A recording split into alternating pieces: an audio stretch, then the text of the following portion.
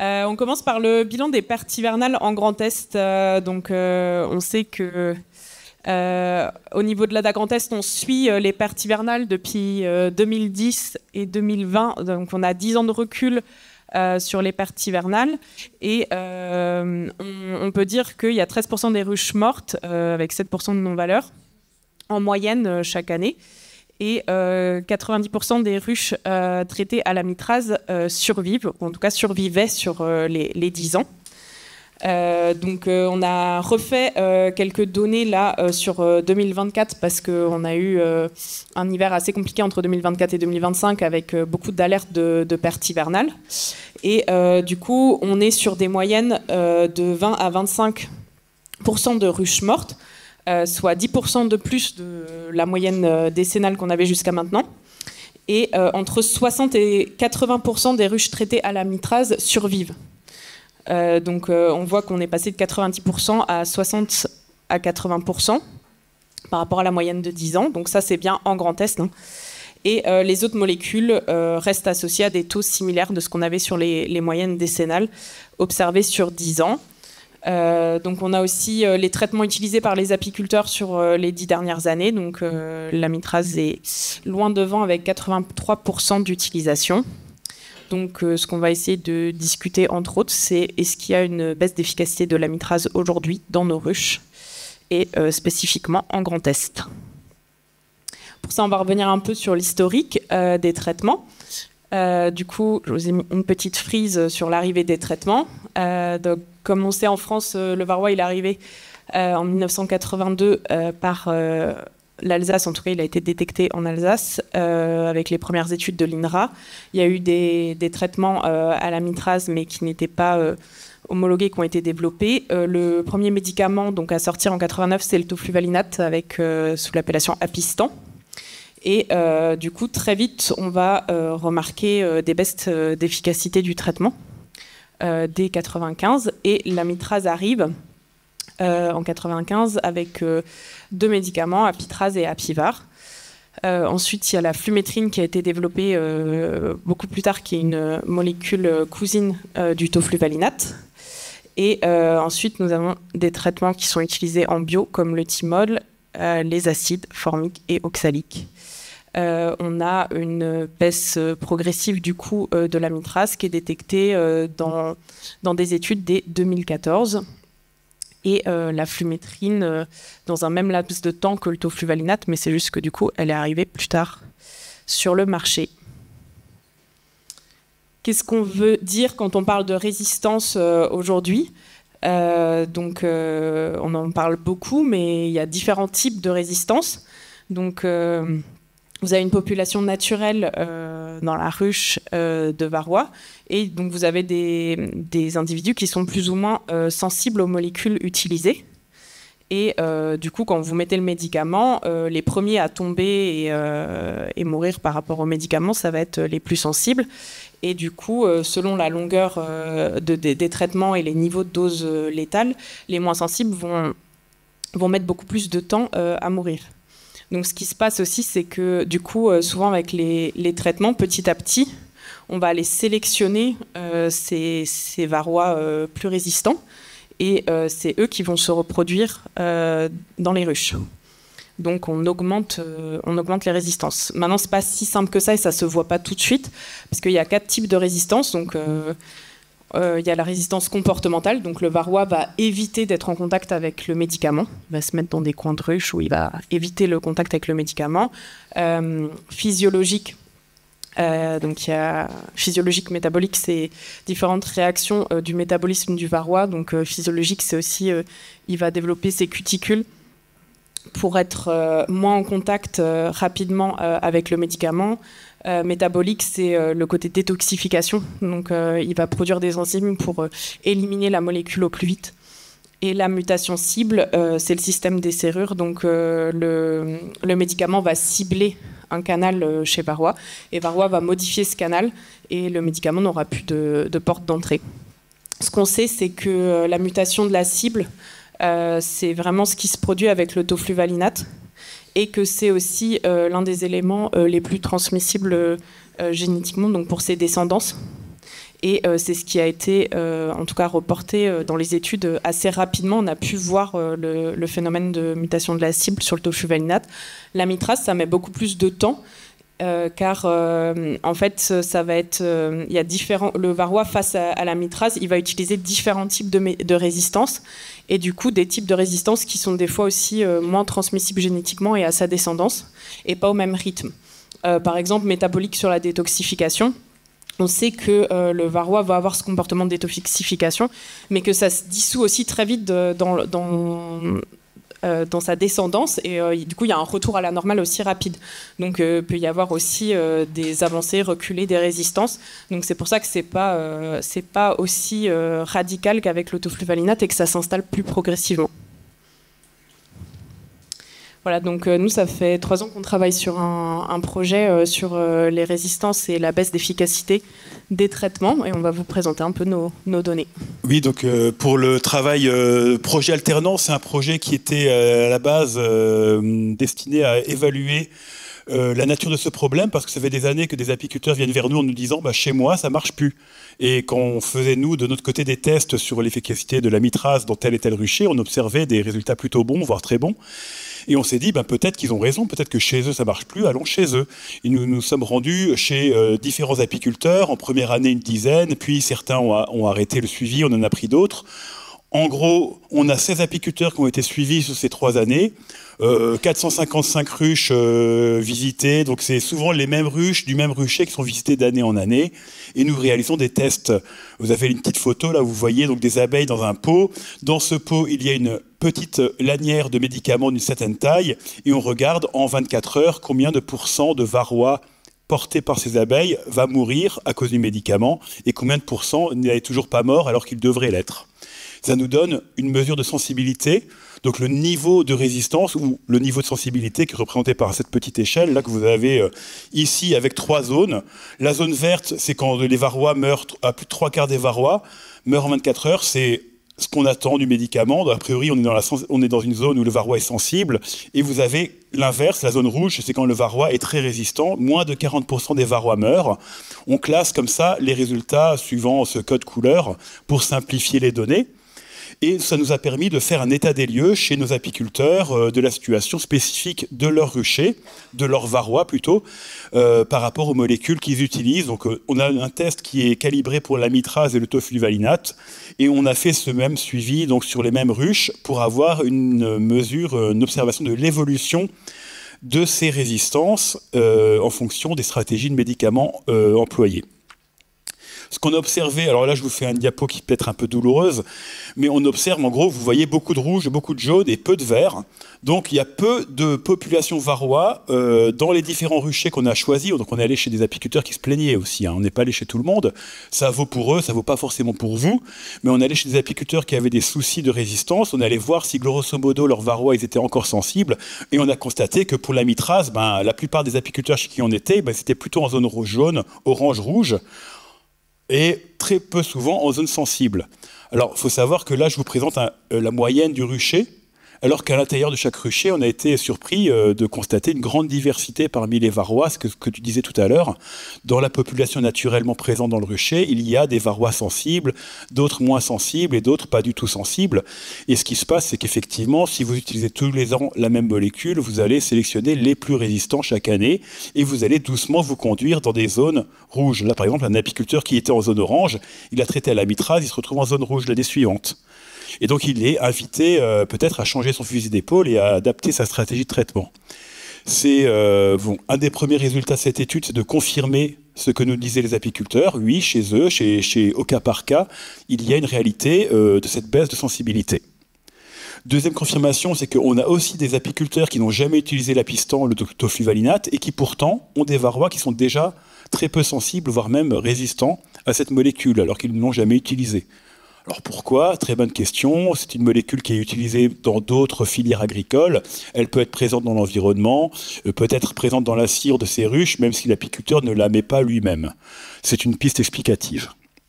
Donc ce projet vise à évaluer l'évolution de ces niveaux de sensibilité en fonction des stratégies de traitement, notamment l'alternance. Est-ce que l'alternance permet de ralentir l'apparition de ces résistances ou de revenir en arrière?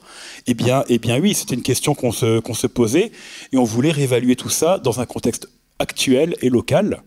Ce que nous avons ici, ces deux diapos que je vous présente, donc ces résultats ces 3 années d'études, chez 2 apiculteurs chez qui nous avons des données complètes sur les 3 années, parce que certaines fois, ce n'est pas évident, on n'a pas assez de varroa pour faire tous les tests qu'on veut et on n'a pas les bonnes mesures, mais c'est quand même intéressant pour l'apiculteur. Mais là, ce que vous voyez ici, ce sont des mesures de sensibilité chez un apiculteur bleu et un apiculteur rouge qui étaient tous les deux dans un cas de résistance à la mitrase plutôt important. Ils constataient que ça marchait de moins en moins bien.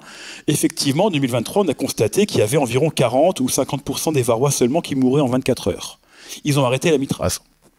Ils ont passé au tofluvalinate. L'année suivante, ça avait remonté. Un petit peu chez l'apiculteur rouge, plus chez l'apiculteur bleu. On parle de la moyenne d'un rucher pris au hasard parmi les ruchers. Une situation qui n'est pas à prendre au chiffre près, mais plutôt l'ordre de grandeur de ces valeurs. Et quand ils ont arrêté l'année suivante, ils ont traité avec une autre molécule, donc le bévarol, flumétrine, donc qui n'est pas du tout de la mitrase. Et l'année suivante, ça avait encore remonté. Donc là, on est sur une phase de réversion, donc de retour à la normale, entre guillemets, de la sensibilité des varrois à la molécule amitraz, alors qu'on était dans une zone plutôt orange, voire même rouge, de résistance. 2 années d'arrêt ont réussi à récupérer un niveau de sensibilité qu'on estime être normal pour un varrois. Et donc, on pourrait penser que ces apiculteurs pourraient cette année se rediriger vers une stratégie de lutte avec l'amitraz de nouveau. Donc ça, c'est très intéressant parce que ça nous montre qu'effectivement, cette réversion, elle existe et elle est assez rapide, étonnamment rapide, en fonction de ce que disait Marjorie. Étant donné que c'est a priori des phénomènes de résistance physiologique, de capacité de se détoxifier lorsqu'on est soumis à la molécule, si on arrête de faire la pression de sélection, il y a une réversion assez rapide. Et dans les mêmes ruches, en parallèle à droite, on a fait les mêmes tests avec l'autre molécule, le tofluvalinate. Donc les ruches étaient plutôt sensibles au tofluvalinate en première année. On a utilisé le médicament une fois et l'année suivante, les varrois étaient déjà plutôt résistants, enfin moyens. Et l'année suivante, après la flumétrine, qui est une molécule de la même famille que le tofluvalinate, donc on s'attendait à voir effectivement une influence sur le taux de sensibilité à la molécule tau. Et on revoit que ça a encore chuté, voire même sévèrement chuté en 3e année. Donc là, on se rend compte qu'effectivement, le fait d'utiliser 2 années de suite la molécule tofluvalinate ou sa cousine, la flumétrine, a tout à fait provoqué cette acquisition de résistance très rapide, qui est connue depuis longtemps. On sait que le médicament au tofluvalinate ou à la flumétrine ne doivent pas être utilisés chaque année, mais au maximum une fois tous les 5 ans, c'est ce que nous disent les livres et les bonnes pratiques. On le constate sur le terrain si on regarde. Donc là, c'est un résultat qui nous montre la réalité de ces niveaux de sensibilité, comment ils évoluent suivant vos choix de stratégie de traitement. Et ça nous a invité à avoir des réflexions globales sur la manière dont on peut optimiser toutes ces stratégies de lutte pour ne plus se baser uniquement que sur les molécules chimiques dont on voit bien qu'on arrive à un niveau de saturation des effets. Et c'était cette approche qui existe en fait dans toutes les filières d'élevage, même végétale. La lutte contre les nuisibles ne se base pas que sur les produits chimiques, mais se base sur un ensemble de pratiques qui se cumulent et se complètent. Avec donc la base et donc différentes stratégies de lutte populationnelle qui vont permettre de préserver, ralentir, anticiper les effets du varroa et arriver à obtenir les résultats que l'on souhaite en combinant différentes approches. Parce que si on cite par exemple des chercheurs, Marc-Édouard Collin de l'INRA, qui dit que ce n'est pas en augmentant les doses ou en augmentant les fréquences qu'on va résoudre ce problème, on va juste aller plus loin dans le cercle vicieux et on ne sera jamais sorti du problème.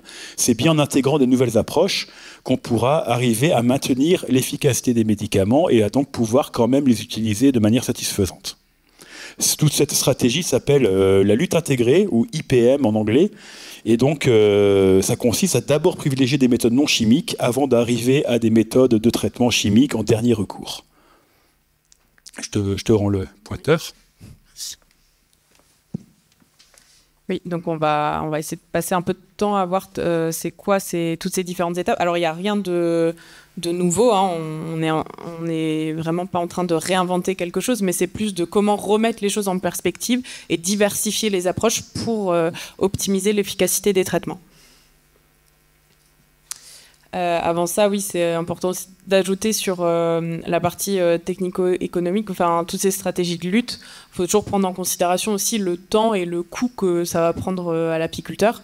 Donc c'est toujours la juste balance entre qu'est-ce que va coûter la lutte et en termes de temps, de matériel aussi, pour l'efficacité derrière.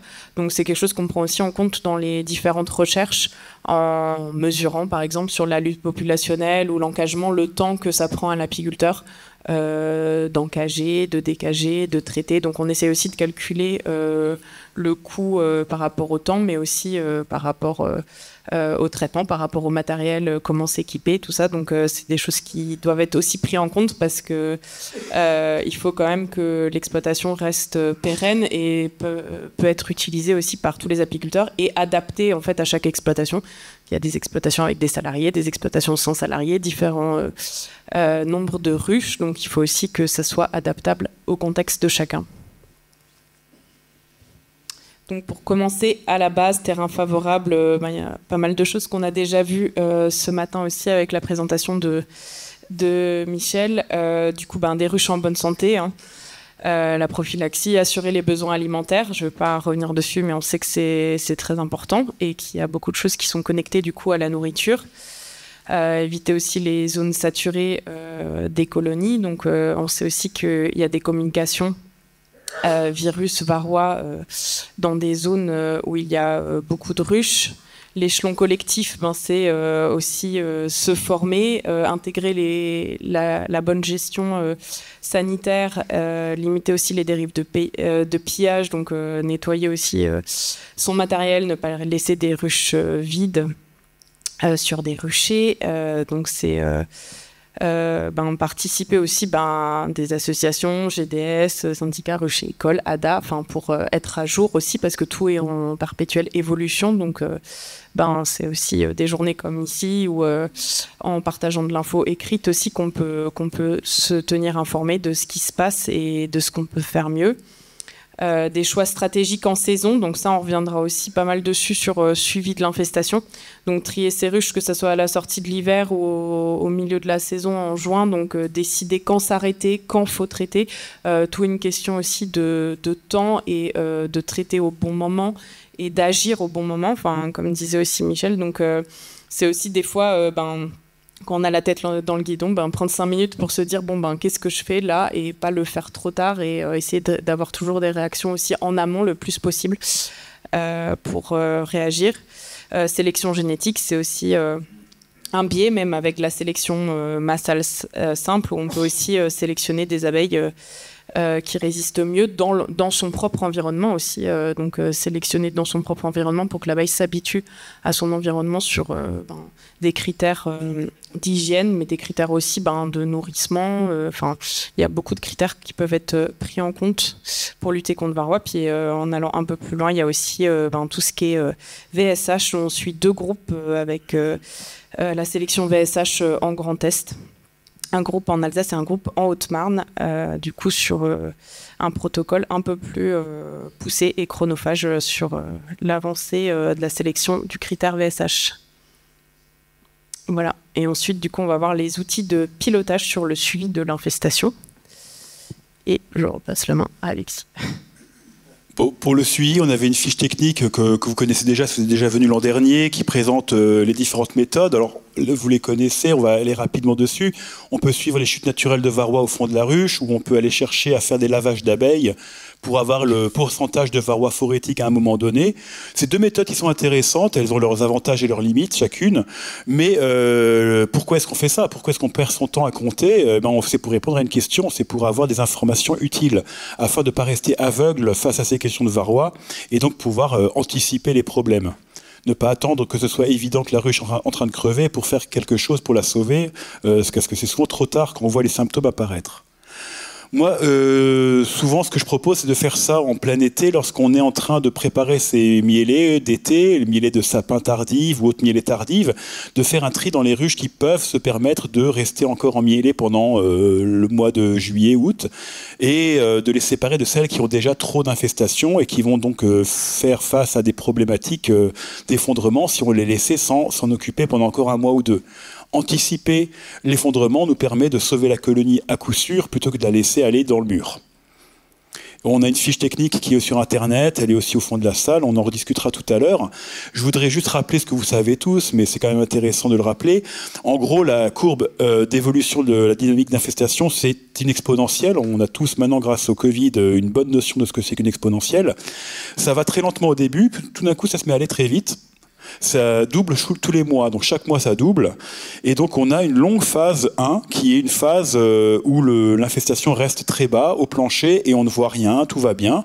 Il y a probablement des petits symptômes, mais des petits symptômes qui sont invisibles, perte de durée de vie, perte de capacité de vol, des abeilles un peu moins énergiques, mais bon, c'est rien de grave. Puis arrive une phase 2 où ça a à peine décollé, mais ça commence déjà à décoller. Et là, on a commencé à avoir des baisses de récolte et de dynamique de ces abeilles parce que la durée de vie est vraiment impactée.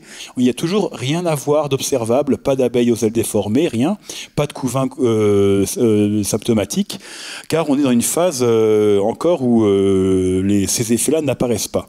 Et pourtant, déjà, on a des baisses de récolte. En général, on parle de 3% d'infestation comme valeur repère pour vous donner un repère. Et la phase 3 et la phase 4 sont les phases de fin d'année, août, septembre, octobre, où tout d'un coup ça explose. En 3 semaines, un mois, on passe d'une ruche qui allait apparemment bien à une ruche qui s'effondre.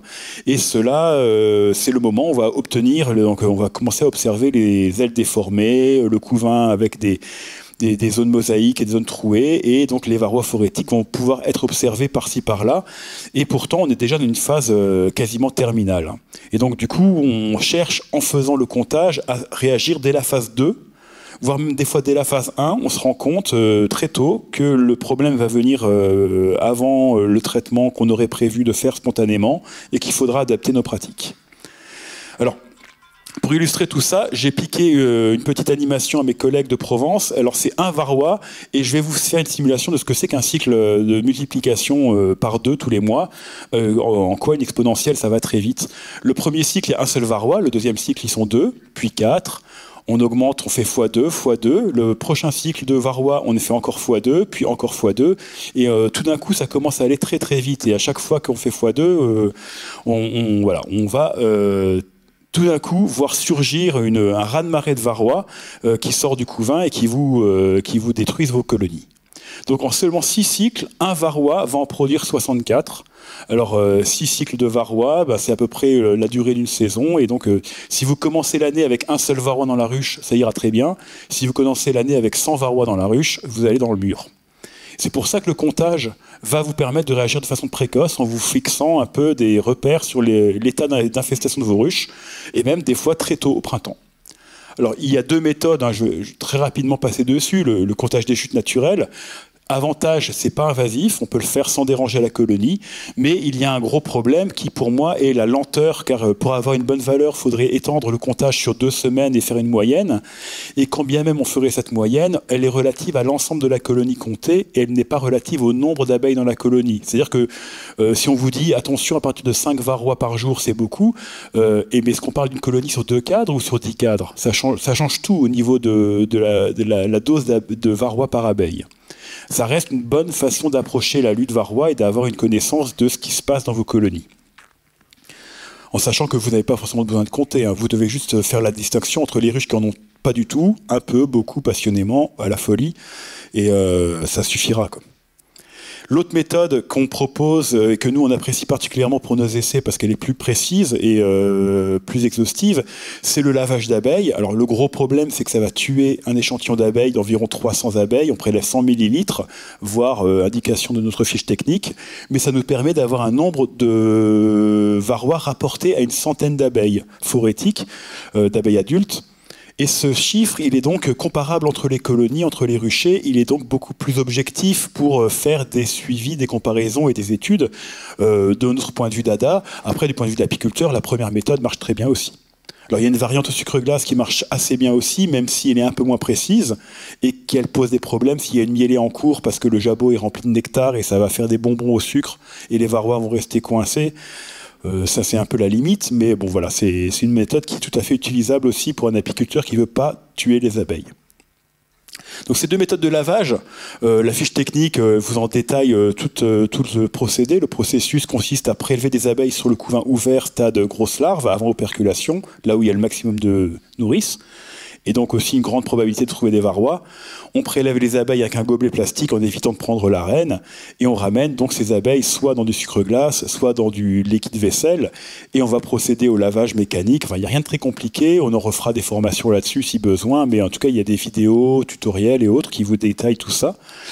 Et vous avez donc différents outils qui vous permettent d'arriver à observer directement la quantité de varrois. Alors là, je vous ai mis une photo d'une ruche particulièrement infestée. Donc là, vous avez tous les débris de cire, des petites pattes d'abeilles ou autres. Mais là, vous voyez qu'il y a une bonne trentaine de varrois, peut-être une quarantaine, ce qui ramené au nombre d'abeilles qui était d'environ 300, eh bien, nous donne un indice qui nous dit que oui, ben là, la ruche, elle est carrément dans une phase d'infestation importante, quand bien même on n'avait aucun symptôme observable.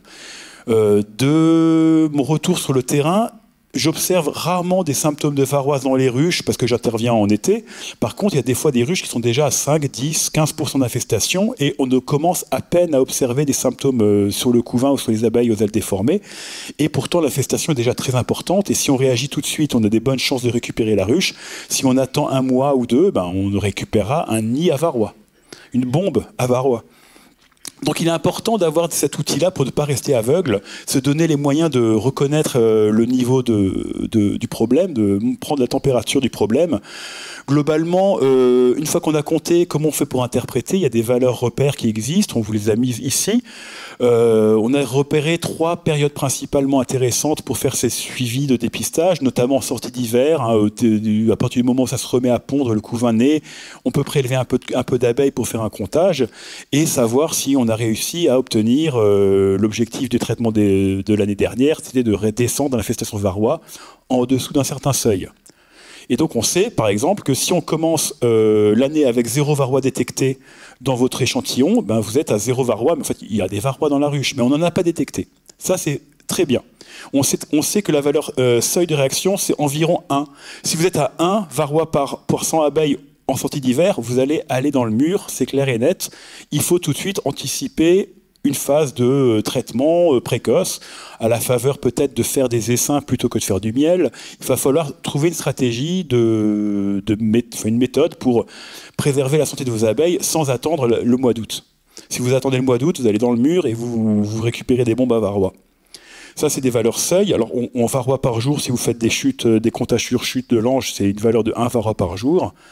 Et les autres périodes sur lesquelles moi j'aime bien intervenir, c'est l'été, donc quand on doit décider si on continue ou pas de faire du miel avant de traiter, parce que là il y a le sapin qui continue, donc j'aimerais bien continuer, mais est-ce que je peux me permettre? Ben là vous avez une méthode de comptage, donc une façon d'observer la réalité du terrain et de réagir. Et en fin de saison, on peut aussi faire des comptages en fin de saison après les traitements pour savoir si notre méthode de lutte a obtenu des bons résultats ou pas. Ça permet de peut-être réagir encore à temps si on avait loupé le traitement, d'avoir un traitement de rattrapage in extremis. Voilà, donc c'est différents intérêts qui justifient de perdre du temps ou de consacrer du temps à faire ces suivis.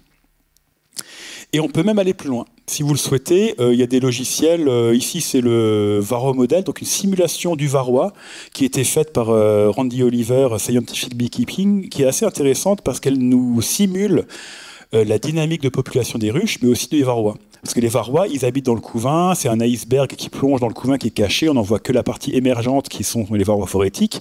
Ben, vous avez une phase de couvain ici en brun, et si vous mettez un traitement ici, ben, il va tuer les varrois au fur et à mesure qu'ils sortent, donc il y aura une longueur, une durée de traitement qui sera importante pour arriver à faire l'action curative.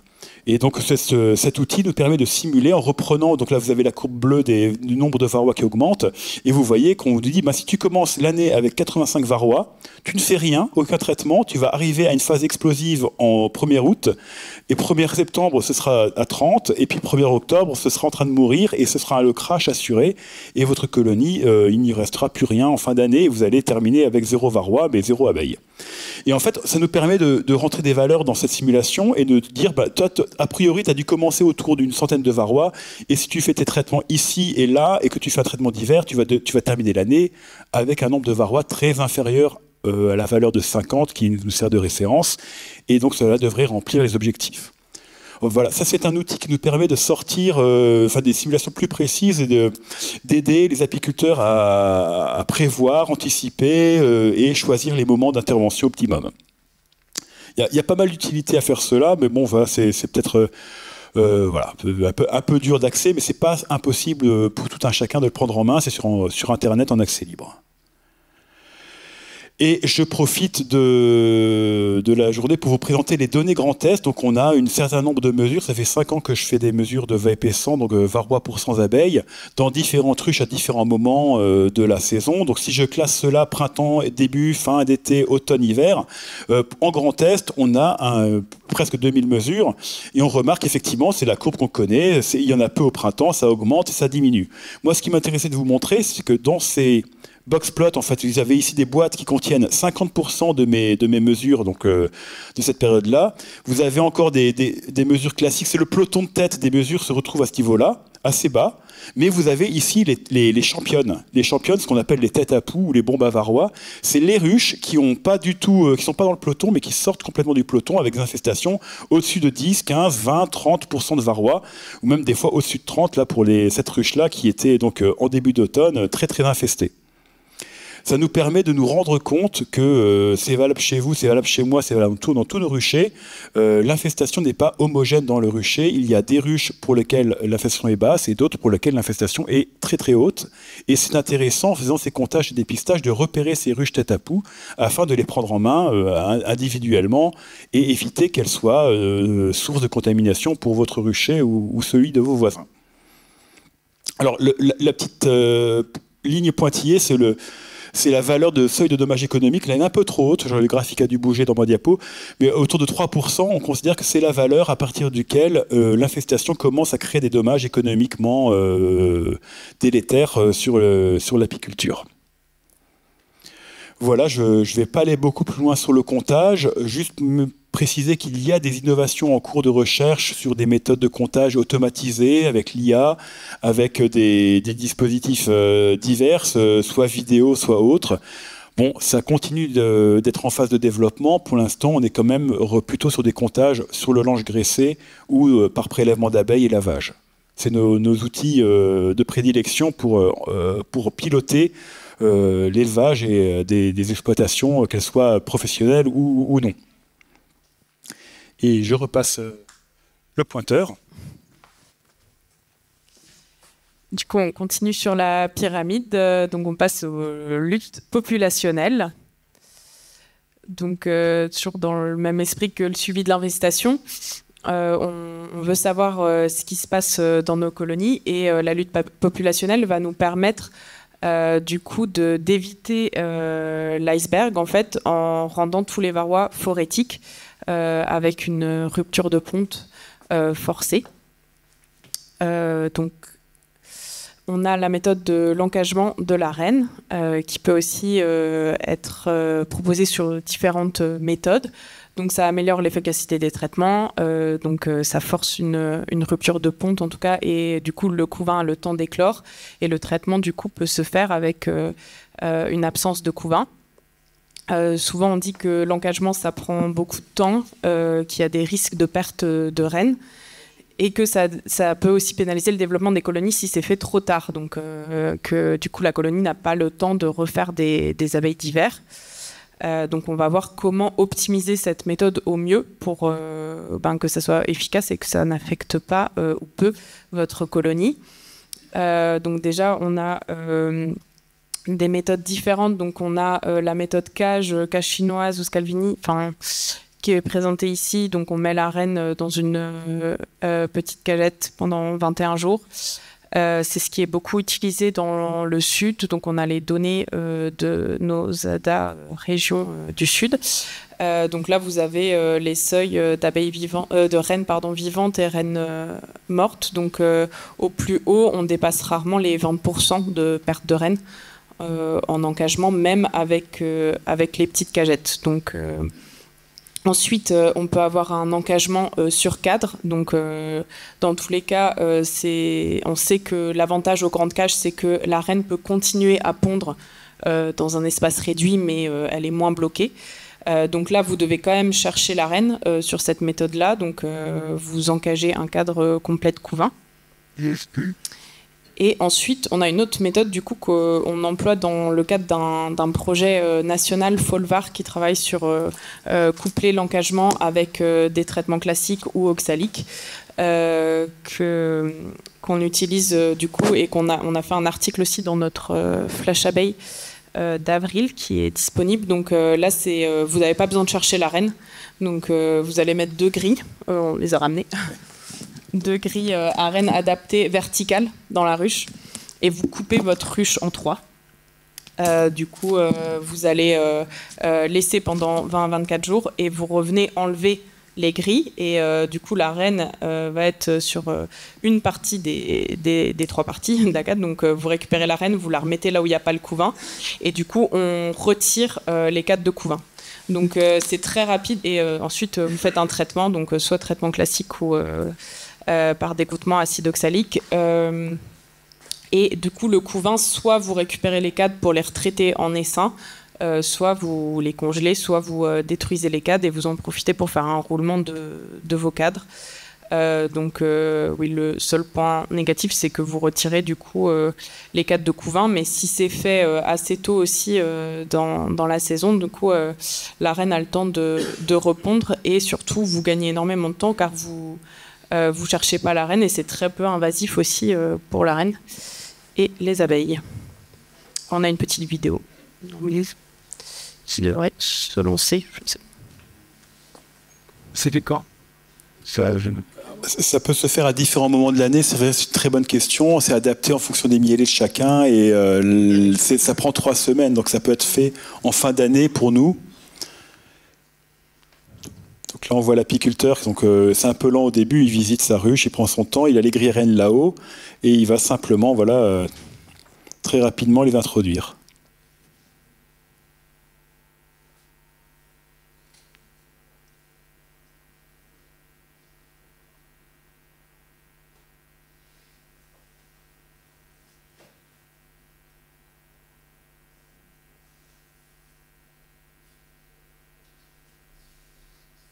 Donc là, il encadre Hoffman, mais on peut très bien le faire ça avec des cadres droits, hein, c'est pas du tout une problématique.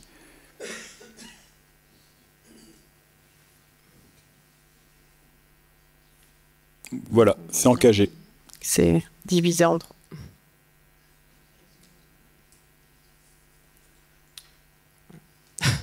Donc vous avez les grilles là, elles sont à dispo aussi si vous voulez. Regardez de plus près ensuite. Donc on a aussi les détails dans le flash abeille pour comment monter les grilles à reine. C'est pas très compliqué, il faut bien penser aux oreilles aussi pour pas que la reine passe par-dessus. Et voilà, on vous laissera regarder. Du coup, dans les autres méthodes que l'encagement, il y a le retrait de couvain ou griffage. Du coup, on va voir qu'à certaines périodes, en fait, on ne peut pas encager ou alors c'est déjà trop tard. Donc le retrait de couvain, en fait, ça va accélérer la partie du traitement. Donc si on retire le couvain directement, on peut tout de suite traiter hors couvain. Donc ça va être une méthode plus de fin de saison ou après des mielées tardives. Et le griffage de couvain, ça va être aussi dans des solutions alternatives où on n'a pas le choix, il faut retirer le dernier couvain pour traiter, ou dans un traitement de rattrapage s'il y a eu un échec de traitement aussi en octobre. Et par contre, griffage ou destruction, c'est interdit en apiculture bio. Donc on a eu un projet Dynamite qu'on a mis en œuvre en 2023 au niveau national. On a testé en fait la même méthodologie dans plusieurs régions de France sur l'engagement. Et on a pu sortir du coup des données sur l'efficacité de l'engagement et quand est-ce que l'engagement aussi est déconseillé par rapport aux infestations varroa. Donc là, on voit que en dessous d'1,5% d'infestation, le risque de dépopulation et de l'abeille est encore faible et l'engagement est possible. Et on peut aller jusqu'à 30 à 50% de population. Et ensuite, au-delà de 4% de varroa, en fait, c'est fortement déconseillé. Et ça, c'est aussi corrélé avec la période de l'année. Et dans ce cas-là, l'engagement, ça va être compliqué parce qu'en fait, il y a déjà une perte de dynamique dans la ruche et vous allez encore encourager une perte de dynamique. Et du coup, ça va pas aider les abeilles à s'en sortir. Donc, c'est dans ces cas-là qu'on privilégiera aussi pour avoir un traitement rapide hors couvain, de retirer le couvain. Voilà. Et ensuite, il y a une méthode un peu à part, c'est pas une rupture de ponte, mais c'est quand même une méthode efficace qui est aussi classée dans les méthodes populationnelles, c'est le retrait du couvain mâle. Donc là, il va falloir répéter la découpe 3 à 4 fois dans la saison. C'est bien en avril, dans la période avril-juin, pour baisser la pression et faire patienter jusqu'au traitement. Après, ça peut prendre du temps parce qu'il faut y retourner. C'est 3 minutes par ruche, mais à répéter 4 fois. Sur la période, donc c'est autorisé en bio et c'est vraiment plus pour retarder en cas d'infestation. Vous avez fait votre suivi d'infestation, vous êtes en pleine saison, vous ne pouvez pas traiter, vous mettre les catarrhaman, c'est de la prévention et ça permet de ralentir l'infestation jusqu'à ce que vous puissiez faire votre traitement. Voilà, donc pour tout ce qui est engagement, on a le Flash Abeille et aussi le guide technique ITSAP qui est sorti cette année. Et du coup, dernière étape de la lutte, les traitements médicamenteux. Donc, qu'est-ce qu'on peut faire? Qu'est-ce qu'on sait sur les molécules? Je repasse la main à Alexis. Donc c'est un vaste sujet. Alors, je ne vais pas vous le faire en entier parce que vous le connaissez par cœur, presque aussi bien que nous. Mais on va quand même revoir les quelques fondamentaux, le choix de la molécule, l'alternance. On va essayer d'en parler. On ne va pas donner des vérités, on va présenter les problématiques. La date de traitement, qui doit bien sûr prendre en compte la durée du traitement, qui des fois est longue. Quand on fait des lanières, ça peut être 10, 12 semaines. Si on fait une rupture de couvain, on enlève les cadres de couvain, on fait des acides oxaliques, c'est beaucoup plus rapide. Ça va être très important pour savoir comment réagir en fonction de ce qu'on sait de l'infestation. Et le traitement de l'hiver, on va aussi en parler, donc c'est des grands sujets. Le choix des molécules, on a fait toute une liste de molécules, elles existent, elles sont autorisées, mais elles ont toutes des limites, des conditions d'emploi à respecter, et des doses et des durées. Alors on sait qu'il y a des phénomènes de résistance qu'on a discuté en introduction sur toutes les molécules conventionnelles, et sur certaines molécules aussi bio, comme le thymol, on pense qu'il y a des résistances aussi. C'est de toute façon des traitements qui sont sujets à variation d'une ruche à l'autre, parce que c'est basé sur la diffusion d'une molécule en phase gazeuse, et donc c'est très subtil, sensible et variable. Donc on ne sait pas si c'est une résistance à proprement parler, mais en tout cas on a des problématiques autour de ces molécules-là. On a d'autres molécules comme l'acide formique ou oxalique qui sont très intéressantes, avec elles aussi des limites d'impact sur les colonies pour l'acide formique. Il ne faut pas le mettre quand il fait trop chaud. Vous connaissez déjà les recommandations des fabricants. Elles sont toujours importantes à suivre. Et donc les acides oxaliques qui sont efficaces uniquement dans une période sans couvain. Donc c'est pour ça qu'on a ces stratégies d'engagement lorsqu'on souhaite utiliser cette molécule en pleine saison. Alors, toutes ces molécules, c'est difficile. Il y a des limites, des résistances. Il faut alterner. Donc, il va falloir faire des choix. Aucun de ces choix n'est parfait ni idéal. Et il va falloir adapter en fonction des années le choix que vous faites. Et c'est pour ça qu'il est important de se baser non pas uniquement sur le molécule, mais sur l'ensemble des mesures préliminaires qu'on a discutées ensemble. Alors, pour choisir cette molécule, ça va dépendre du contexte de votre rucher, donc il va falloir le connaître, savoir exactement ce que vous avez fait depuis quelques années pour se dire, bon, et là, il est temps peut-être que je change de stratégie, ou je ressens que la molécule que j'utilise depuis 3 ans commence à patiner, peut-être que j'anticipe le problème, et j'attends pas de tout perdre pour changer de molécule.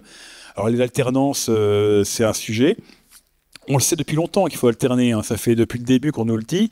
On se rend compte aujourd'hui que c'est une réalité concrète, hein. Vous avez tous vécu, comme nous, un hiver difficile avec beaucoup de pertes au printemps.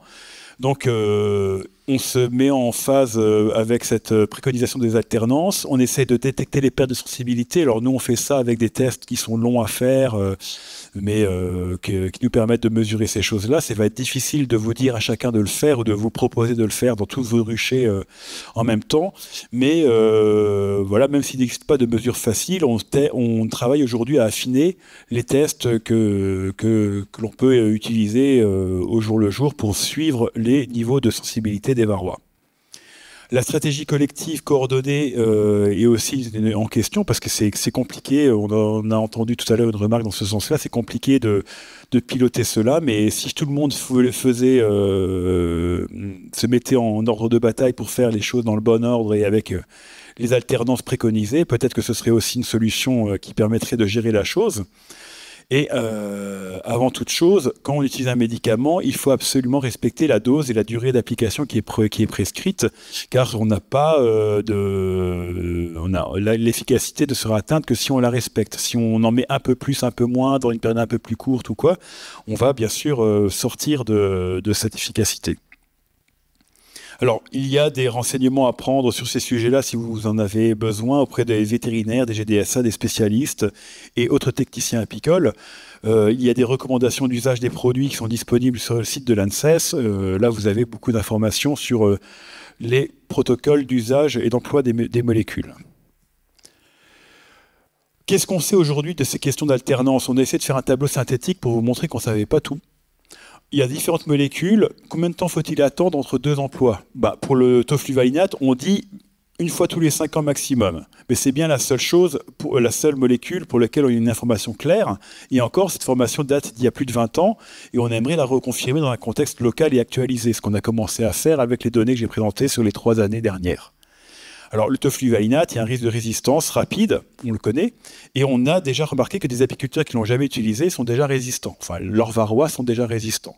Donc, c'est problématique de faire confiance d'emblée à cette molécule. Pour la mitrase, on a remarqué qu'il y avait des pertes d'efficacité qui étaient plus ou moins importantes suivant les ruchers, qui pouvaient conduire jusqu'à des échecs de traitement. Et donc, il est important de penser à l'alternance. Et on est en train, justement, nous, ici en Grand Est et d'autres personnes dans d'autres régions de France, à essayer de mesurer la durée d'une pause qu'on pourrait recommander a priori aux apiculteurs. Pour la flumétrine, on n'a pas d'informations. A priori, c'est probablement semblable à celle de sa molécule sœur, le tofluvalinate. Et pour les autres molécules bio, comme le thymol, l'acide formique, eh bien, on n'a pas non plus beaucoup d'informations. Et à ce jour, il n'existe pas de stratégie de résistance connue aux acides de la part du varroa. Alors, par contre, on sait très bien qu'en biologie, dès qu'on fait un traitement contre un parasite, le parasite s'adapte. C'est une pression de sélection qui induit la sélection des cibles les moins sensibles, donc les plus résistantes, à cette sélection. Donc on sait qu'on va aller vers une augmentation de la résistance, mais on ne sait pas du tout dans quelle mesure ça va prendre du temps ou pas. On suppose que ça va prendre du temps parce que un peu comme pour la mitrase, ça n'est pas aussi simple que d'adapter la clé et la serrure de la cible de ce traitement. Mais c'est un risque qui est réel et donc il y a des précautions à prendre comme ne pas le surutiliser, ne pas l'utiliser systématiquement, ne pas l'utiliser chaque année. Je change de sujet pour parler de la période de traitement. Voici une courbe d'évolution des varrois qui n'est pas basée sur la théorie, mais cette fois-ci qui est basée sur les mesures françaises. On a une base de données nationale, je vous ai montré tout à l'heure les données pour le Grand Est. Et là, si on regarde sur la France, on a des mesures de varrois. Donc c'est le nombre total de varrois qui augmente donc en avril-mai. Et on voit qu'à partir de juillet-août, ça explose. Donc là, on voit qu'effectivement, ma boîte avec la moitié des données reste assez basse. Et vous avez les petits points qui sont les championnes, les têtes à poux, qui, elles, atteignent des scores complètement dingues. Et vous voyez qu'on sort du tableau. Là, on est là-haut en septembre. Voilà, donc là, on est dans des niveaux d'infestation où la ruche s'effondre. Et là, on est dans la phase où les symptômes apparaissent. Alors nous, on est censé, en tant qu'apiculteur, mettre en place les traitements dans l'objectif suivant, déparasiter les nourrices qui vont élever les abeilles d'hiver. Il ne s'agit pas de déparasiter les abeilles d'hiver, il s'agit de déparasiter les nourrices qui vont prendre soin de s'occuper des abeilles d'hiver et de leur fournir une gelée royale de qualité, de quantité suffisante. Et donc, du coup, les abeilles d'hiver, en gros, en Grand Est, grosso modo, ça va naître entre octobre et novembre. Alors, c'est très compliqué de vous donner une date précise avec le dérèglement climatique. C'est très variable. Et donc, globalement, l'élevage des abeilles d'hiver se passe 3 semaines avant leur naissance. Donc, dès le mois de septembre, on va commencer à avoir besoin de déparasiter les ruches, que les ruches soient déjà déparasitées. Cette question de réflexion à rebours en fonction de l'objectif atteint nous permet de calculer à quel moment on doit mettre en place le médicament qui va lui demander un certain temps pour atteindre son objectif. Et donc, si on utilise un médicament rapide, par exemple l'acide formique, c'est très bien parce que c'est rapide, il y a d'autres désavantages, mais ça nous permet de mettre le médicament fin août, ça peut suffire à atteindre l'objectif pour élever des abeilles d'hiver qui sont des abeilles déparasiter les abeilles qui vont élever les abeilles d'hiver. Si on prend un médicament plus lent, ça va être demandé de le mettre en place plus tôt. Cette réflexion, elle est importante. Il ne faut pas oublier que le médicament devra avoir terminé son action de nettoyage à partir du mois de septembre. Début, milieu de septembre, ça dépendra de votre situation particulière. Mais c'est des objectifs. Donc ça nous permet de répondre à la question quand traiter en fonction de votre choix de molécule. Ça peut aussi vous aider à choisir une molécule parmi celles qui seront existantes. Et j'en profite pour faire une petite diapo supplémentaire sur le test que nous avons réalisé aussi cette année sur des ruchers de montagne. On a utilisé le nouveau médicament qui vient d'obtenir une AMM en France cette année. Donc ce médicament-là, c'est une lanière en plastique composée d'un gel d'acide oxalique. Donc là, vous avez au décagement, enfin à la sortie des lanières, on a sorti les lanières, et donc voilà une petite photo d'ensemble.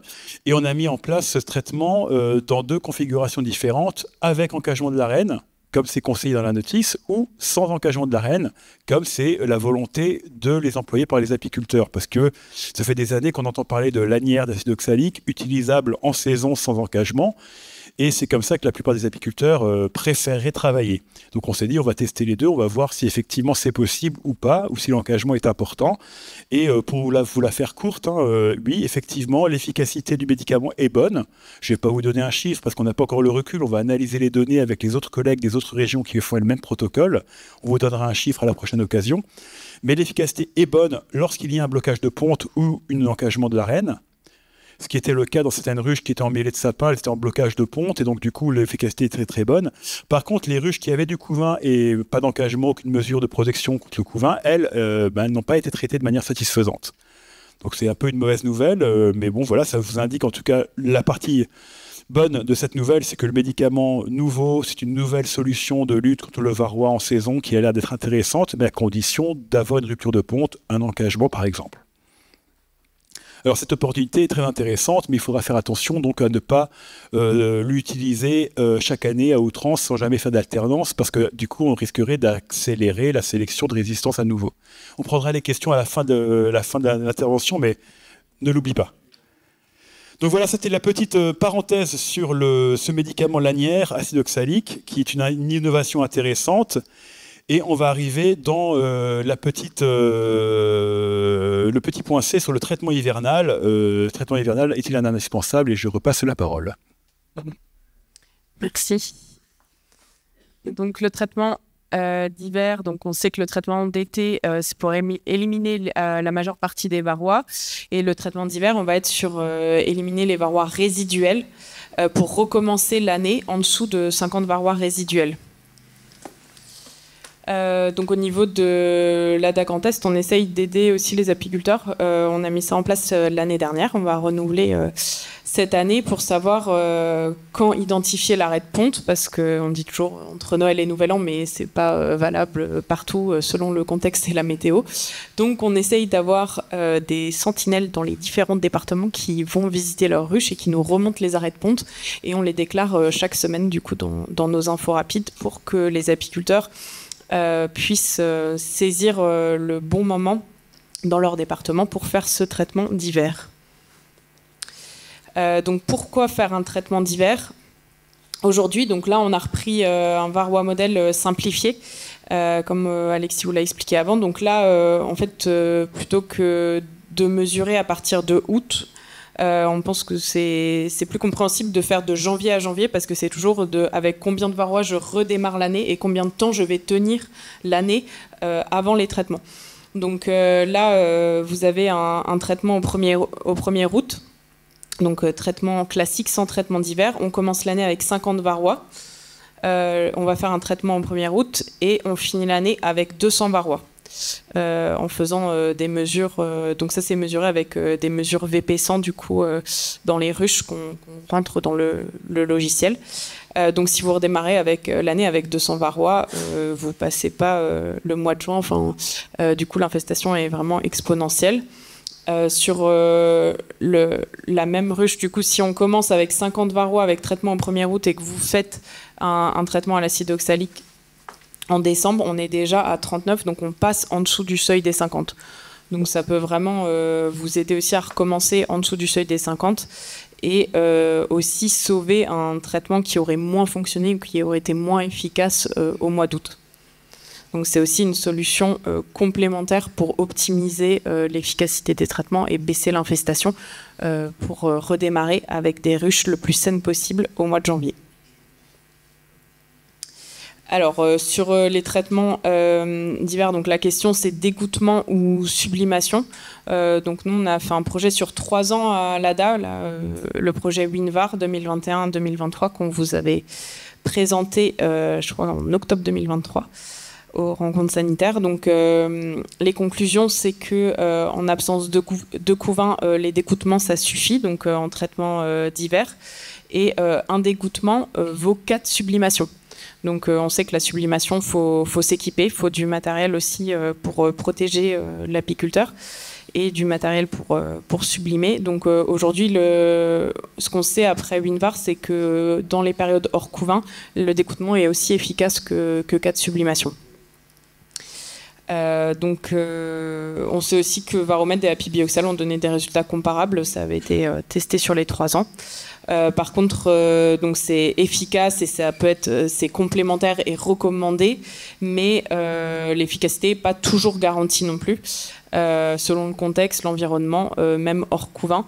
Donc on a eu des efficacités à seulement 60%. Et 7 à 12% des colonies sont sorties d'hiver avec un taux d'infestation varroa déjà trop élevé. Donc là, c'est aussi contextuel. Si vous avez des têtes à poux, pareil, l'acide oxalique ne sauve pas tout. De toute façon, tout est complémentaire et il n'y a pas une solution magique pour sortir de l'infestation. Hop, je reviens dans l'autre sens. Donc en conclusion, on vous a raconté beaucoup de choses, mais ce qu'il faut retenir, c'est qu'il y a des pertes avérées de sensibilité des varrois aux acaricides dans certains ruchers, mais que c'est très contextualisé. Donc du coup, il faut mettre des choses en place déjà en prévention parce que c'est difficile aujourd'hui de le mesurer et d'avoir des réponses claires sur les résistances, même si elles sont de plus en plus présentes. Faut sortir de la monothérapie, donc c'est une approche intégrée, c'est combiner tous les éléments qu'on connaît, qui ont fait leurs preuves et qui sont efficaces pour pouvoir optimiser soit le traitement final ou juste la santé de vos ruches. Et il y a plusieurs outils à disposition, donc on partage pas mal d'outils aussi au niveau de l'ADA, vos GDS partagent des outils, les vétérinaires, vous pouvez aussi appeler pour avoir des avis sur des échecs de traitement, vous pouvez faire des déclarations aussi à la DPP pour faire remonter ces échecs de traitement. Et la recherche continue, donc on ne sait pas tout aujourd'hui, il faut continuer à faire de la recherche. Donc la prochaine étape, c'est aussi travailler sur la résistance ou la baisse d'efficacité de l'acide oxalique, parce que si c'est une des solutions les plus efficaces et qu'on se met tous à utiliser de l'acide oxalique, il va falloir qu'on se pose les questions sur l'évolution des acides et la réaction des varrois aux acides dans les ruches.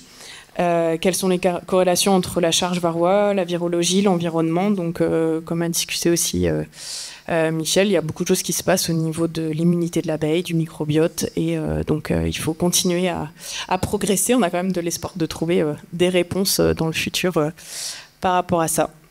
Voilà, nous, on continue en tout cas le projet alternance et il faut le voir sur l'engagement aussi au niveau national et alternance en Grand Est. Et donc, on a les documents au fond de la salle.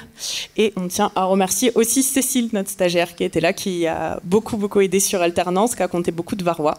Et donc, merci à elle, sinon ce ne serait pas possible.